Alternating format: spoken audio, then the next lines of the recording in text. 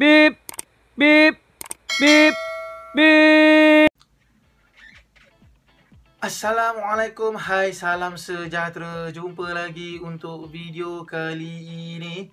Alright, untuk mereka yang baru sampai ke saluran ni atau channel ni, nama aku Afdaluddin Zainuddin. Ada yang panggil aku Din, ada yang panggil aku Afdal.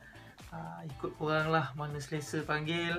So selalunya dalam channel ni atau saluran ni banyak bebel pasal e-hailing lah atau Grab, banyak ke Grab lah lebih kurang.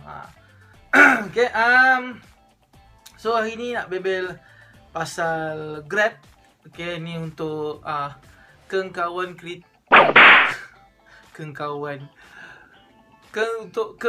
kita yang sewa kereta dengan Grab.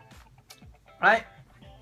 Okay, ni sepatutnya daripada awal PKP tu hari, okay, dah ada umum apa nama ni, moratorium kan, ni untuk orang yang loan dengan bank lah. Alright, lepas tu Grab pun, yang mana sewa kereta dengan Grab, so sewa kereta tu pun dah dikurangkan kepada RM35, tak silap aku, sehari ke RM30, okay, daripada RM50 kan. Okay, dan sepatutnya dia akan sambung balik yang bayar RM50 tu pada 1 September 2020 sepatutnya. Tetapi Grab dah start tolak RM50 sehari tu daripada 1 Ogos tu hari. 1 Ogos tu hari Grab dah tolak dah, start tolak dah. So orang kata ni kira macam deal tak cantik lah. Okay, ni ada, ni aku tunjuk ni Mehda punya surat ni. Untuk ni, kesian lah dia sekarang ni, ping dah lah, ping slow sekarang ni ping slow, bukan saja untuk apa orang kata, untuk Grab ke Myka ke apa bagian. Myka lagi lah ping tengah slow, lepas tu dia tukar rumah lagi, kan, slow. Ni slow bukan saja untuk memandu heli, dunia ekonomi dunia. So aku tak tahu Grab ni kenapa dia dah jadi macam ni.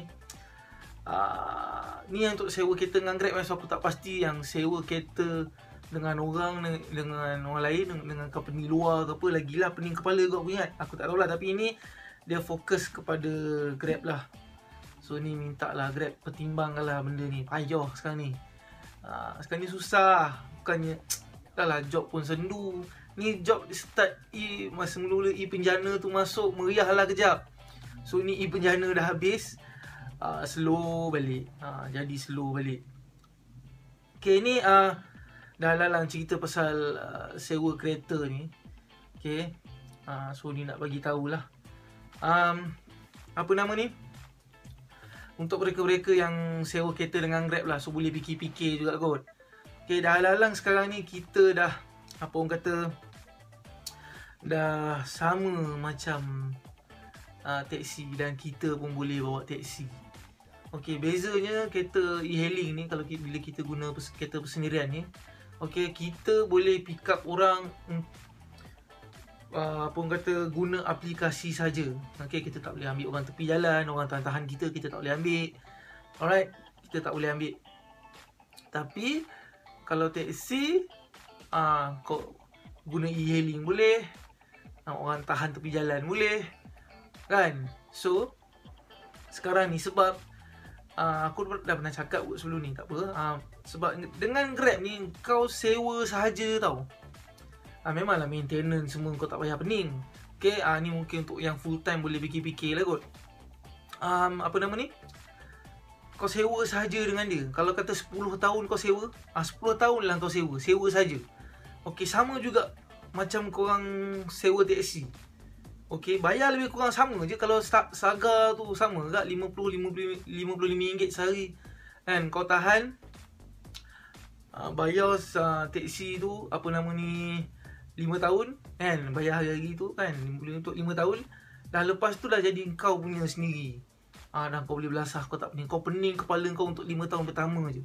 Dan taksi ni pula, dia ada hari-hari cuti dia. Contoh kalau macam raya, contoh payment kau cantik, benda semua kan.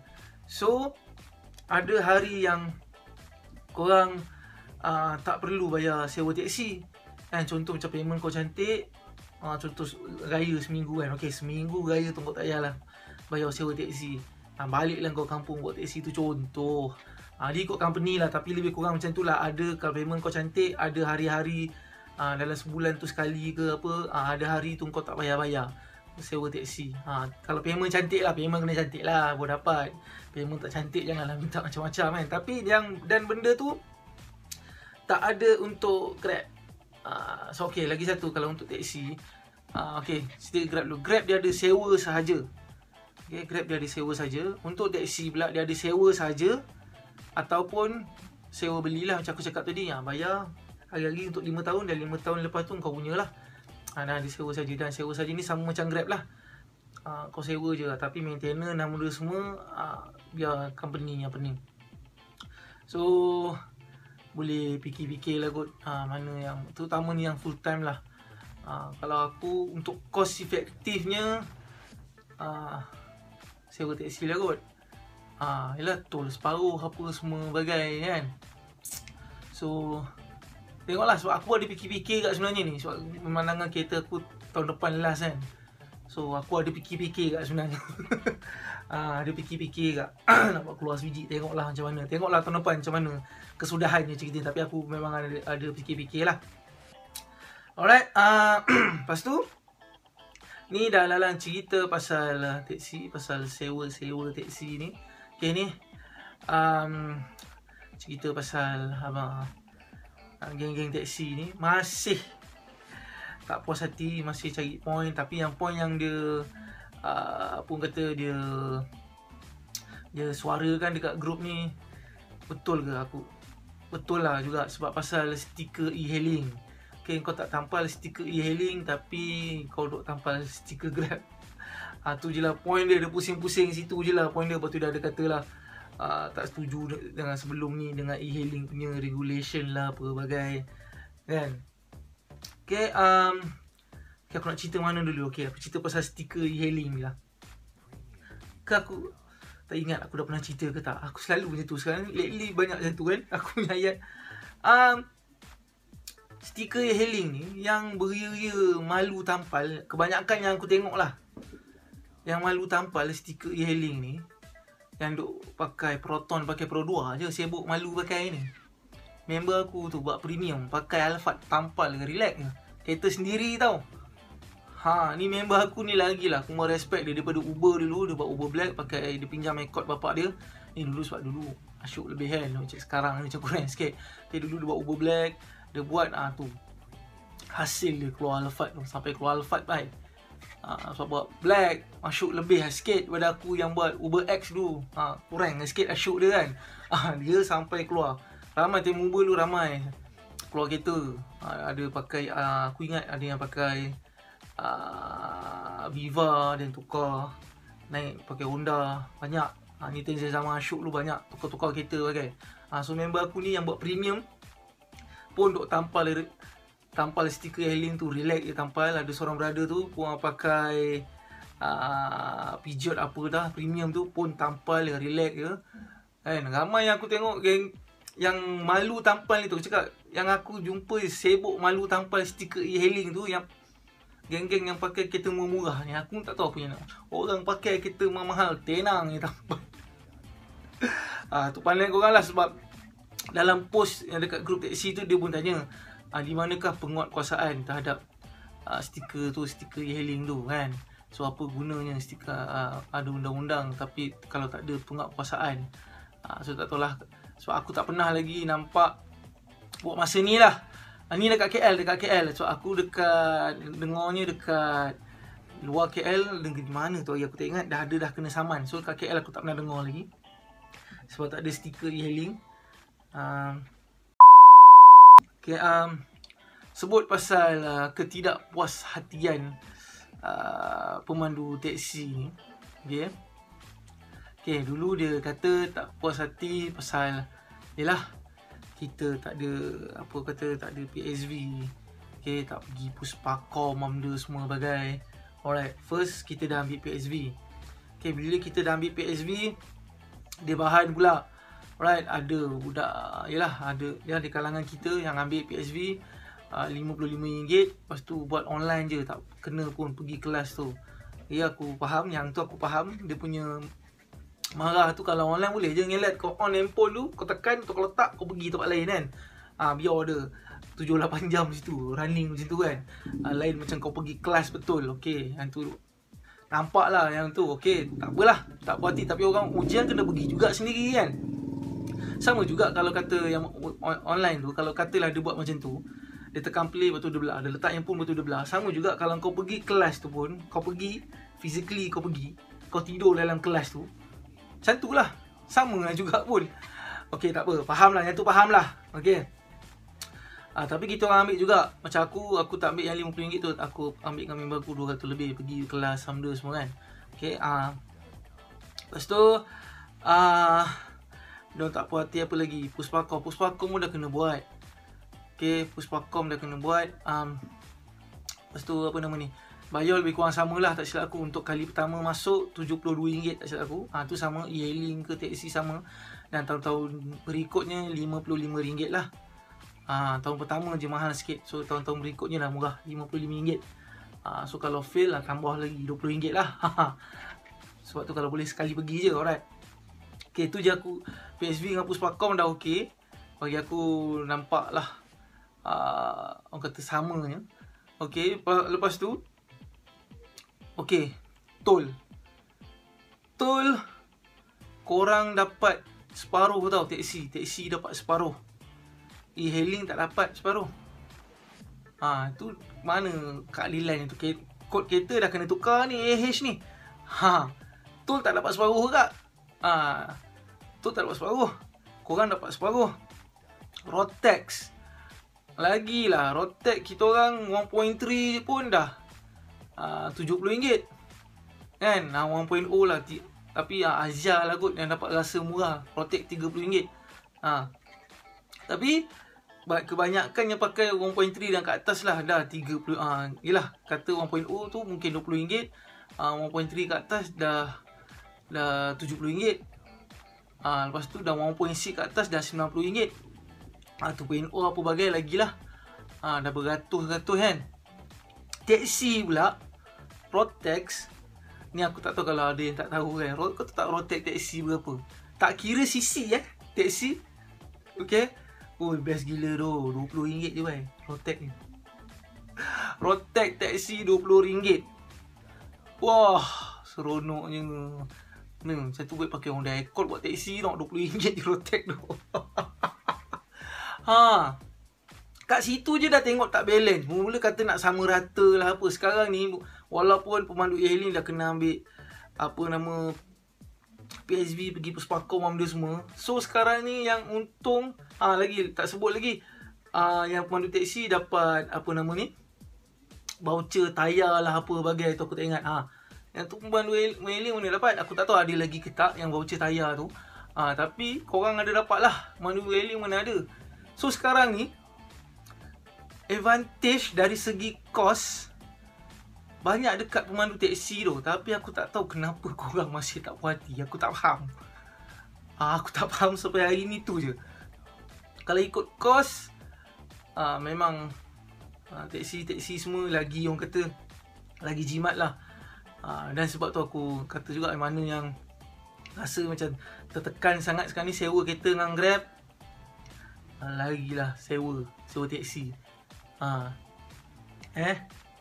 Payah sekarang ni, tengah payah cek duit ni. So fikir-fikir lah tu, aku cakap fikir benda lain untuk pusing modal lah benda semua kan. So ni antara benda yang kita boleh buat lah. So ni aku nak share dengan korang, sebelum terlupa, nak share dengan korang satu video ni, pasal ada aku tahu lah Grab dia dengan suka band driver tak boleh dipisahkan kan. Mari kita tengok video ni. Salam negaraku, salam Nambikai. Saya Datuk Kalaiwana, aktivis sosial selaku Presiden Kebangsaan Nambikai Malaysia. Hari ini berada di Ibu Pejabat Grab, khususnya di Petaling Jaya. Saya percaya customer service. Beliau adalah pemandu Grab bernama Ramesh Analagi Krishnan, di mana beliau telah membantu Grab, syarikat Grab sejak 2016. Masalah yang mungkin ialah pada 13 hari bulan, beliau telah membawa satu penumpang Myanmar ke Cyberjaya. Masa itu hanya berlaku satu geseran saja dengan depan kereta di hadapan beliau. Tidak ada kemalangan, berlaku hanya geseran. Di mana beliau telah turun dan berbincang dengan kereta hadapan pemandu sana. Tak ada masalah, settle. Dia telah alihkan kereta, membawa penumpang tersebut ke Cyberjaya Hala yang dituju. Tetapi oleh kerana mereka Ramis jujur sangat, dia telah memberitahu customer service Grab bahawa berlaku ni kejadian begini. Sejurus kemudian selepas lebih kurang 20 minit, pihak Grab yang angkut ini yang mempergunakan rakyat Malaysia untuk keutamakan mereka, untuk ketamak begitu, mereka telah immediately memadamkan application-nya. Ini adalah periuk nasi beliau dan beliau adalah satu daripada rakyat Malaysia yang telah memajukan Grab segini begitu besar. Adakah ini adil? Maka kami daripada Badan NGO amat sedih dan pilu terhadap masalah beliau. Kerana periuk nasi beliau hanya bergantung kepada pembawaan Grab. So kami akan bawa kepada Yang Amat Berhormat Menteri dan juga Perdana Menteri supaya teliti prihatin terhadap isu rakyat. Terima kasih. Alright, jadi apa pendapat korang? Okay, pun kata passenger ni punya perangai tak boleh nak ni lah. Pun kata tak boleh nak duga lah. Kadang dia kata okey. Sekejap lagi pap dia komplain kau. Aduh, ini pun pasal tercium sikit pun jadi hal juga. Payah juga orang macam ni. Payah juga tau. Lepas tu pun kata lepas tu driver ni pun mungkin lurus lah. Dia boleh lurus sebenarnya. Lurus boleh. Tapi jangan sangat lurus lah. Kan? Sebab aku pun, ni cerita pengalaman aku. Aku pun pernah apa kata beberapa kali sebenarnya kereta aku dicium dan aku mencium kereta orang biasa tu. Kan? Kita dah hari-hari atas jalan lah. Cakap tercium orang, kita cium orang, orang cium kita biasa. Dah beberapa kali. Yang mana cium-cium manja tu tak ada hal lah. Ada passenger tu lagi lah. Siap ni, bang kereta okey ke bang? Dia pula keluar dari kereta kita nak minta nak tolong settle kan hal kita kan. Dia pula yang ni. So kalau sikit-sikit tu ni lah orang kata kurangkan sikit. Macam mana aku nak cakap dia lurus, jangan lurus sangat lah. Sebab tu payah benda-benda ni. Benda ni dia soft skill lah, soft skill. Aku nak cerita tengok keadaan lah. Tengok keadaan. Kalau kau ada accident teruk mestilah kena call customer service, kena call Grab bagi tahu kan sekian terjadi kan. Tapi kalau setakat cium-cium manja tu, Allah, boleh settle tepi lah. Macam mana bang, kau tercium kita orang ke, orang tu tercium kita kau ke, turun balik kereta, settle macam mana bang, macam mana ni bang, nak settle ni, nak saya bayar ke, nak report ke apa bagai. Kan, settle macam tu lebih kurang pak, ambil gambar ke, tukar nombor telefon pula. Kan, biasanya si cium manja ni rasanya tak ada hal lah. Sebab aku pernah sekali tu sepanjang buat e-hailing ni lah, kereta paling mahal aku pernah ni aku tercium lah. Ni bukan orang cium aku, ni aku tercium orang. Aku tercium Harrier bai. Harrier dekat jalan apa nama corner Mount daripada Bangsa tu, ya Allah aku tak ingat, Jalan Maharaja Lela apa nama ni corner Mount tu. Lepas tu tadi tu jalan jam. Dan masa tu aku dapat ping tepi highway kat jalan tengah jam, Jalan Maharaja Lela tu tengah jam, dapat ping. Aku cakap ada ping ada jok tepi tu. So bila dapat ping, dia dekat tepi highway kan. So kau kepala jalan tengah jam, kepala kau tengok kiri kan, jalan tengah slow tu jalan. Lepas tu kereta Harrier tu dah break. Lepas tu gerbuk, tercium manja sebab slow kan. Tercium. Lepas tu keluar kereta, dia tengok kereta aku bonet memang lah tercoek sikit lah.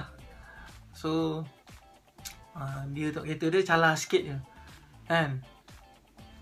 Aku tengah calar tu, aku ambil tangan aku lap, hilang hilang calar tu. Terus cakap aku, tak payahlah, kau settle kereta kau lah. Aku ingat apa nama yang aku terlanggar tu, brother Cina lah. So macam kereta kau yang teruk, kau settle kereta kau lah. Tapi dia ambil lah nombor telefon aku. So dia kata apa-apa lah, aku call kau lah. Kalau kata kau nak suruh kau cat bumper ni, aku call kau. Tapi sampai hari ni tak ada lah. Alhamdulillah. Selamat sikit aku. Tapi kereta aku dah teruk. Kereta aku hantar tu lah kat member aku, kat Faiz tu, ketuk. Adalah kena RM80. Sebaik Harry ya, bye tercium. Okay, so tapi yang tu aku call CS lah, sebab aku tak adalah pick up orang tu sebab dah tercium kita. Yang tu aku call CS, aku cakap tak dan ambil kan, sebab aku sibuk nak tengok, nak cari orang, nak cari passenger tu. Kereta depan dah break, aku tercium lah. Tak boleh buat apa. Alright, so ada sini lah, dia ada situasi dia kau kena call customer service bagi tahu. Kalau setakat sikit-sikit tu tak payahlah, terutamanya bila ada passenger dalam kereta lah. Setakat sikit-sikit tu tak payah. Aku pernah yang kena lampu belakang aku sampai pecah, babe. Itu pun aku tak call CS. Pecah, babe, motor langgar. Depan kereta brake emergency selamat, yang lain semua selamat. Motor belakang tak ada nak brake, pam dah hentam. Wai suku kot. Hentam belakang. Dia laju. Boleh buat apa. Okay, apa lagi? Tak ada apa aku. Lama lah bebel macam ni pun kat 20 minit dah. Alright, tu je.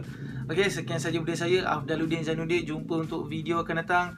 Assalamualaikum warahmatullahi taala wabarakatuh dan salam sejahtera. Bye.